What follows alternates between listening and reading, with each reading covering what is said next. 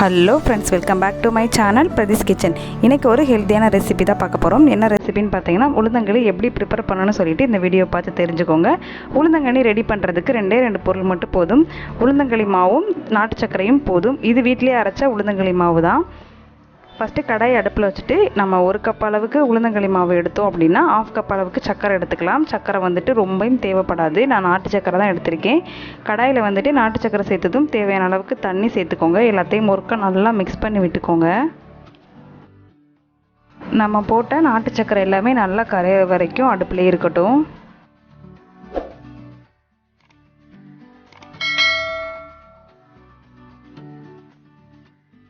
உங்கள் இனிப்புக்கு தேவையான அளவுக்கு நீங்கள் நாட்டு சர்க்கரை எடுத்துக்கோங்க. இது நீங்கள் கருப்பட்டியில் கூட நீங்கள் ப்ரிப்பேர் பண்ணிக்கலாம். இப்போ நம்ம இந்த மாதிரி சல்லடையில் நாட்டு சர்க்கரை இருத்து எடுத்துக்கிடுவோம். தூசி மண் எல்லாமே இருந்துச்சுன்னா இதிலே ஃபில்டர் ஆயிரும். நீங்கள் அப்படியே சேர்த்துற வேணாம். இந்த பாருங்கள் எவ்வளோ ஃபில்டர் ஆகிருக்கு அப்படின்ட்டு. இதெல்லாம் வேஸ்ட்டு. ஸோ இந்த மாதிரி இருத்து எடுத்துக்கோங்க.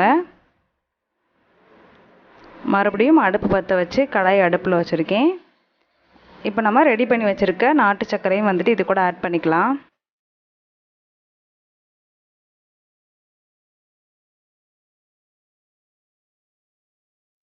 இந்த களி ப்ரிப்பேர் பண்ணி முடிக்க 50 to 20 மினிட்ஸ் தான் ஆகும். மார்னிங் ஹெல்த்தியான பிரேக்ஃபாஸ்ட்டு எம்டி ஸ்டொமக்கில் இந்த களியை நம்ம சாப்பிட்டோம் அப்படின்னா ரொம்ப பெனிஃபிட்டு. குழந்தைகளுக்குமே பார்த்திங்கன்னா இந்த களியை கொடுக்கலாம்.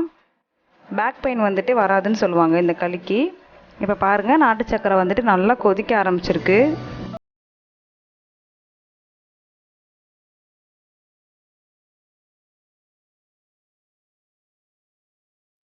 இப்போது தண்ணி நல்லா ஹீட் ஆயிடுச்சு. நான் இன்றைக்கி 1 கப் அளவுக்கு உளுந்த மாவு எடுத்திருக்கேன். இந்த மாதிரி ஒரு பருப்பு மத்து வச்சுட்டு கொஞ்சம் கொஞ்சமாக நம்ம சேர்த்துட்டு பருப்பு மத்தில் நல்லா மிக்ஸ் பண்ணி எடுத்துக்கலாம். கரண்டி போட வேணாம். கரண்டி போட்டு கிண்டிங்க அப்படின்னா கட்டி கண்டிப்பாக விழுகும். ஸோ இந்த மாதிரி ஒரு பருப்பு மத்தை வச்சு நீங்கள் கடைஞ்சிங்கன்னா கட்டி விழுக சான்ஸ் இல்லை. கொஞ்சம் கொஞ்சமாக சேர்த்து நல்லா நீங்கள் மிக்ஸ் பண்ணி எடுத்துக்கோங்க. இந்த களி மோஸ்ட்லி பேக் பெயினுக்கு ரொம்பவே ஹெல்ப் பண்ணும் ரிலீஃப் ஆகிறதுக்கு. ஸோ வீக் ஒரு 3 டைம்ஸ் நம்ம ஃபுட்டில் இந்த களியை நம்ம சேர்த்துக்கிட்டோம் அப்படின்னா ரொம்பவே நல்லது. அந்த காலத்துலலாம் பார்த்திங்கன்னா மார்னிங் எழுந்ததுமே பார்த்திங்கன்னா இந்த களியை தான் ப்ரிப்பேர் பண்ணி கொடுப்பாங்க. ஸோ இப்போ நம்ம அதை விட்டுட்டோம். இனிமேல் நீங்கள் களி சாப்பிடணும் அப்படின்னு நினச்சிங்கன்னா இந்த மாதிரி நீங்கள் ப்ரிப்பேர் பண்ணி கூட நீங்கள் சாப்பிட்டுக்கலாம். தென் வெயிட் லாஸுக்கும் பார்த்திங்கன்னா ரொம்ப ஹெல்ப் பண்ணும். மோஸ்ட்லி கேர்ள்ஸுக்கு இந்த களி அதிகமாக கொடுப்பாங்க. பேக் பெயின் வராது, ஸ்டொமக் பெயின் வராது. ரெண்டுக்குமே பார்த்திங்கன்னா சூப்பர் ரெமெடி இந்த களி.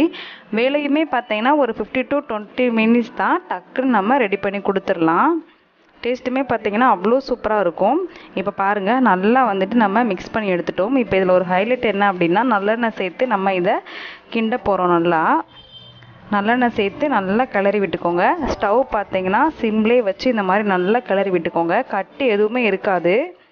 கைவிடாமல் மட்டும் நீங்கள் கிண்டிக்கிட்டே இருக்கணும். கொஞ்சம் கொஞ்சமாக நல்லெண்ணெய் சேர்த்து நல்லா இதை மிக்ஸ் பண்ணி விட்டுக்கோங்க. இப்போ பாருங்கள், நம்ம பண்ண களி சட்டியில் இந்த மாதிரி வரணும். இது பார்த்திங்கன்னா கரெக்டான பதம்.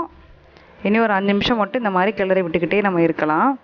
இந்த மாதிரி மத்து வச்சு நம்ம ப்ரிப்பேர் பண்ணுறப்ப களியில் கொஞ்சம் கூட கட்டி விழுகாது. நீங்கள் கரண்டி யூஸ் பண்ணிங்க அப்படின்னா அங்கங்கே பபிள்ஸ் மாதிரி விழுந்துடும். அதுக்குள்ளே பார்த்திங்கன்னா மாவு வேகாமையும் இருக்கும். ஸோ சாப்பிட்றப்ப நல்லா இருக்காது.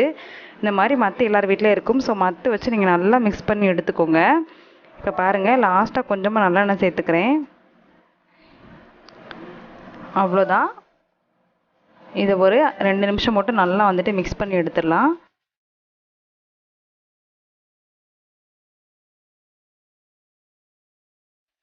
பாருங்கள், சூப்பராக நம்மளுக்கு களி ரெடி ஆயிருச்சு. ரெடி பண்ணி வச்சுருக்க களி எல்லாத்தையுமே நம்ம பிளேட்டில் சர்வ் பண்ணிக்கலாம். கையை வச்சு இந்த மாதிரி அமுத்தி விட்டு இந்த குழிக்குள்ளே பார்த்திங்கன்னா நல்லெண்ணெய் சேர்த்துக்கோங்க. நல்லெண்ணெய் மட்டும்தான் இந்த களிக்கு சேர்க்கணும் நம்ம. அப்போ தான் நம்ம உடம்புக்குமே நல்லது. உங்களுக்கு உளுந்த மாவு வேணும் அப்படின்னா கீழே கமெண்ட் செக்ஷனில் கமெண்ட் பண்ணுங்கள். கண்டிப்பாக இந்த ரெசிபியை நீங்கள் உங்கள் வீட்டில் ட்ரை பண்ணி பாருங்கள். ட்ரை பண்ணி பார்த்துட்டு எப்படி இருந்துச்சு உங்கள் ஃபீட்பேக்கை மறக்காமல் என்னோடய கமெண்ட் செக்ஷனில் ஷேர் பண்ணுங்கள். இந்த வீடியோ உங்களுக்கு பிடிச்சிருந்துச்சு அப்படின்னா என்னோடய சேனலை லைக், ஷேர், கமெண்ட் பண்ணிக்கோங்க. கூடவே பக்கத்தில் இருக்க பெல் ஐக்கானையும் கிளிக் பண்ணிக்கோங்க. அப்போ தான் நான் போடுற வீடியோ எல்லாமே உங்கள் நோட்டிஃபிகேஷனில் வரும். நீங்களும் வீடியோவை மிஸ் பண்ணாமல் பார்ப்பீங்க. அடுத்து ஒரு சூப்பரான ரெசிபி இல்லை சூப்பரான கண்டென்ட்டோட நான் உங்களை மீட் பண்ணுறேன். அது வரைக்கும் பாய்.